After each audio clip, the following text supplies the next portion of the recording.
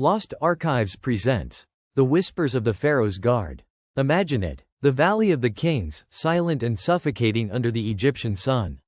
Centuries have passed since the young pharaoh Tutankhamun was laid to rest, his magnificent treasures entombed with him. But was his eternal slumber protected only by stone and sand? Or did something far more ancient, far more potent, stand sentinel? Today, we delve into the tantalizing possibility of forbidden rituals, ancient rites performed by Tutankhamun's tomb guards to ward off any who dared disturb the king's peace. When Howard Carter and his team breached the tomb in 1922, they found a scene of unparalleled wonder. But beneath the shimmering gold and priceless artifacts, lay a deeper mystery. The sheer effort required to seal that tomb, the intricate barriers and passages, speak of immense dedication. But beyond the physical defenses, there's a whisper in the hieroglyphs, a hint in the iconography, of something more spiritual, more ritualistic.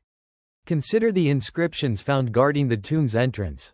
These weren't just decorative, they were potent spells, curses, and warnings etched into the very rock. We're talking about texts that invoked powerful deities, that threatened dire consequences for desecration. Some scholars believe these weren't just for the eyes of tomb robbers. These were actively charged warnings, part of a ritualistic protective barrier. Think of the priests, the guardians of sacred sites. Their role wasn't merely to keep watch. They were intermediaries, conduits to the divine. It's plausible that these guardians of Tutankhamun's tomb were initiated into specific, secret rites. Rites that might have involved chanting ancient incantations, offering specific libations, or even performing symbolic acts to invoke the wrath of the gods upon any intruder.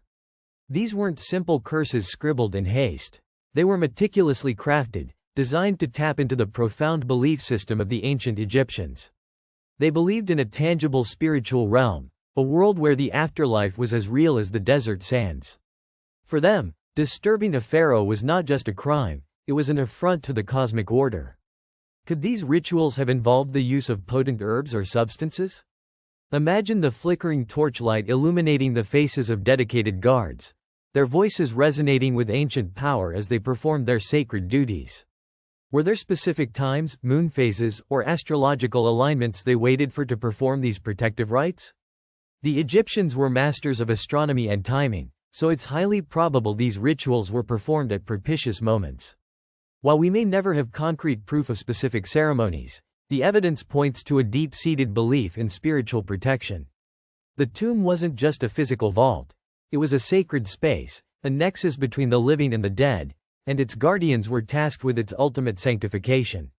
The allure of Tutankhamun's tomb isn't just in its treasures, but in the enduring mystery of its protection. Were its final guardians the silent keepers of forbidden rituals, their spectral presence forever guarding the boy king's eternal slumber? The whispers of the past suggest they very well might have been.